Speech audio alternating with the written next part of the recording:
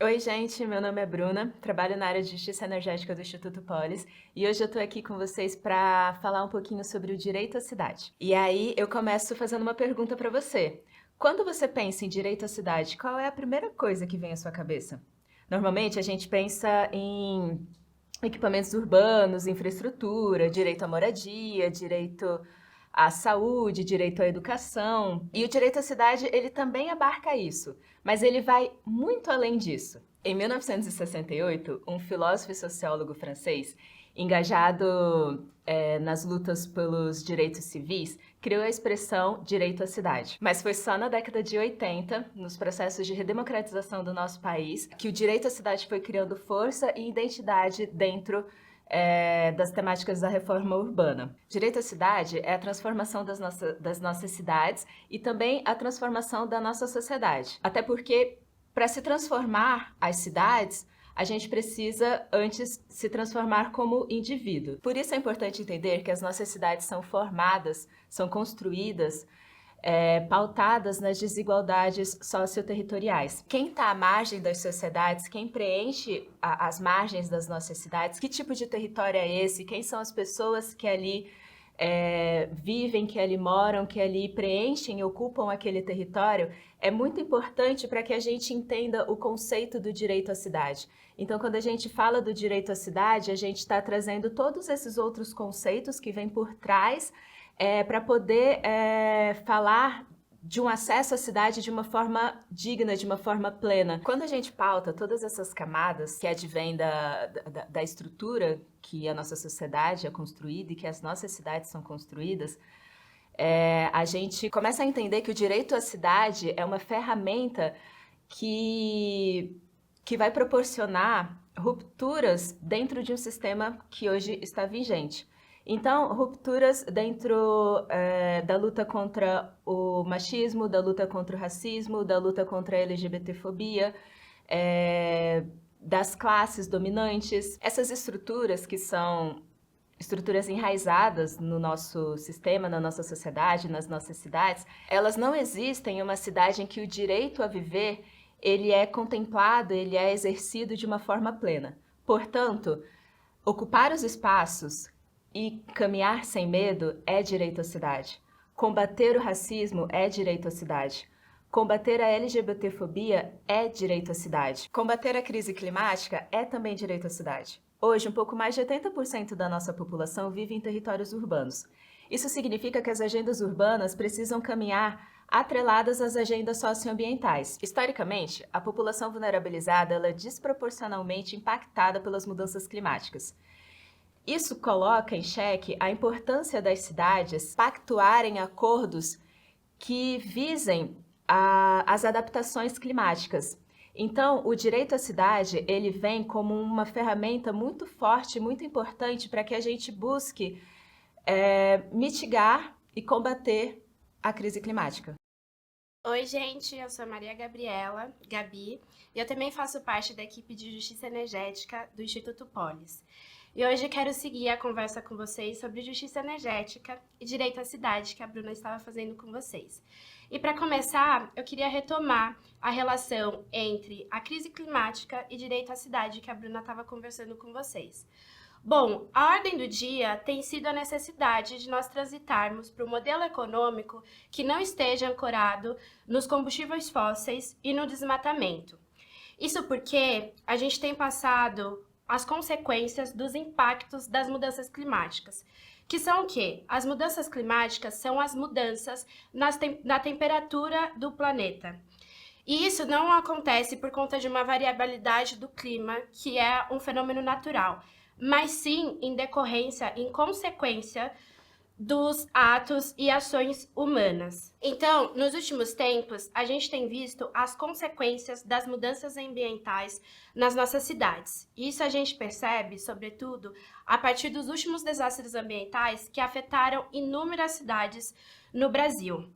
E a partir dessas manchetes e dessas ocorrências, a gente pode perceber duas coisas.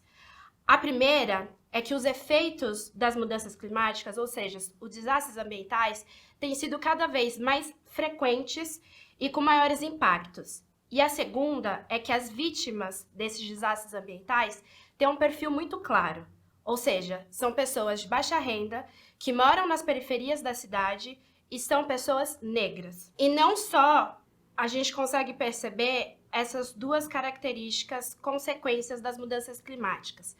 A gente pode dizer também que as mudanças climáticas não são meramente uma consequência das ações humanas, mas os impactos e as vítimas desses desastres ambientais também têm um perfil muito claro, porque a gente percebe que falta, primeiro, um planejamento e também um orçamento do governo voltado para evitar esses desastres ambientais ou mesmo responder a esses desastres ambientais quando eles ocorrem. Por isso, a gente percebe que essas mudanças climáticas, esses impactos afetam territórios específicos e pessoas específicas. E por que falar de mudanças climáticas no curso de Justiça Energética e Transição Justa a partir de uma perspectiva inclusiva e popular? Ou seja, qual é a relação da energia com as mudanças climáticas? Há uma ferramenta lançada e gerida pelo Observatório do Clima que chama CEEG. E ela demonstra que no Brasil, claro, o principal responsável pela emissão de gases do efeito estufa no Brasil é o desmatamento.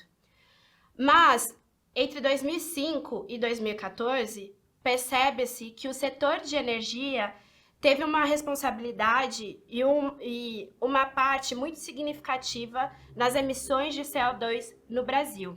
E essa tendência tem seguido nos últimos anos. E aí, quando a gente fala de energia, está abarcando uma série de setores, como mobilidade, para além da eletricidade, que a gente está falando e está focalizando aqui nesse curso. Mas quando a gente está falando também da necessidade de transitarmos para um outro modelo econômico e, por isso, realizar uma transição, uma transformação para um desenvolvimento sustentável, a gente precisa encarar que o setor energético vai passar por um processo de eletrificação, ou seja, a eletricidade vai ocupar um papel central na geração de energia e na demanda de energia no país. Bom, então, frente a esse cenário, para a gente passar por essa transformação e que o setor energético, então, vai ter um papel central, a gente precisa passar não só por uma transformação da nossa matriz energética e especificamente da nossa matriz elétrica, ou seja, uma transformação só de fontes para fontes renováveis e sustentáveis. A gente precisa incluir também nesse processo as questões sociais e, mais especificamente, as questões socioambientais que nos impactam e irão nos impactar futuramente. Por isso, a gente precisa que essa transformação ocorra de uma forma que traga pilares de justiça e equidade. O atual sistema elétrico brasileiro, ele é desigual. Mas então eu lanço a pergunta, o que consiste essa desigualdade? No que consiste essa desigualdade? E aí, por isso, eu queria falar com vocês hoje sobre pobreza energética. O que é a pobreza energética? Atualmente, no Brasil, o indicador existente para a gente mensurar as pessoas que têm acesso à energia no Brasil, ele diz respeito mais à universalização do sistema, ou seja, o acesso à infraestrutura. Mas quando a gente está falando de acesso à energia, e especificamente acesso à eletricidade no país, a gente precisa qualificar mais esse debate. A gente precisa tratar algumas dimensões. A primeira é, de fato, esse acesso à infraestrutura, e há uma realidade no país que existem tanto territórios populares quanto comunidades isoladas, sobretudo na região amazônica, que não têm acesso a essa infraestrutura.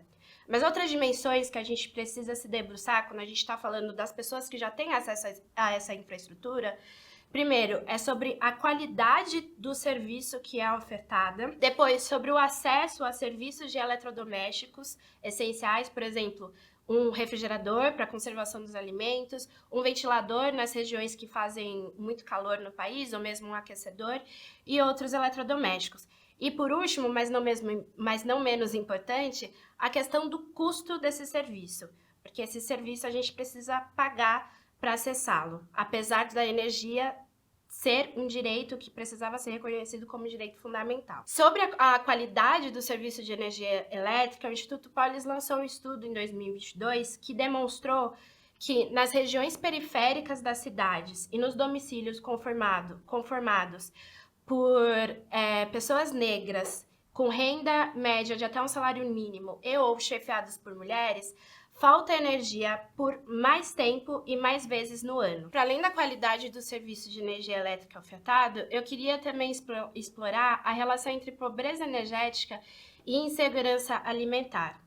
A pesquisa de orçamento familiar e a pesquisa nacional de amostra de domicílios de 2013 e a POF de 2017 e 2018 demonstraram que tem uma relação entre segurança alimentar e pobreza energética.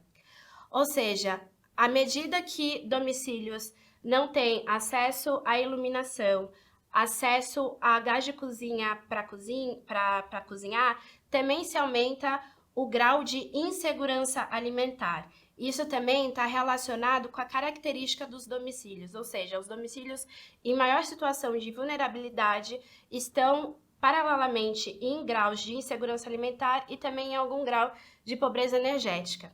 E aí eu queria retomar também um estudo do Instituto Polis lançado em 2022, que demonstrou que o principal combustível para a alimentação das famílias, ou seja, para a cocção dos alimentos, o gás de cozinha, onera mais as famílias de baixa renda, ou seja, para você arcar com o custo dessa fonte, ela vai comprometer maior parte dos orçamentos das famílias de baixa renda, o que não acontece nas famílias de maior renda. A pesquisa IPEC de 2021, um dado mais recente e a grau nacional, demonstrou também que, frente à alta global dos preços dos combustíveis, as famílias das classes D e E e famílias de baixa renda, ou seja, com até um salário mínimo de renda mensal, passaram a usar lenha para cozinhar os seus alimentos em razão da alta do preço do gás de cozinha. Esses dados e as características e indicadores que podem mensurar a pobreza energética evidenciam que há um estrangulamento da população baixa renda para possibilitar que elas arquem com as contas de energias, sobretudo a conta de luz. De novo, retomando a pesquisa do IPEC de 2021, ela demonstrou que 46% das famílias brasileiras têm metade ou mais da metade da sua renda comprometida apenas com as contas de energia, aqui a conta de luz e o gás de cozinha, quando os parâmetros internacionais e mesmo nacionais indicam que não poderia haver um comprometimento de mais de 10% das rendas das famílias com os gastos energéticos. Por isso, apesar de existir no Brasil a tarifa social de energia elétrica para as famílias inscritas no CadÚnico e que cumpram os critérios do programa, a gente entende que não é o suficiente para tirar essas famílias da pobreza energética e possibilitar que elas tenham acesso à energia confiável, barato e acessível à sua mão. Por isso, o Instituto Polis tem trabalhado uma proposta de tarifa progressiva de energia elétrica que propõe que haja a isenção para as famílias beneficiárias da tarifa social de energia elétrica da tarifa do uso de distribuição do sistema. Com isso, a gente entende que é um passo para o combate à pobreza energética. Bom, gente, isso foi um apanhado geral e se você se interessou e quer saber mais, se aprofundar sobre o assunto, fiquem ligados nas próximas aulas.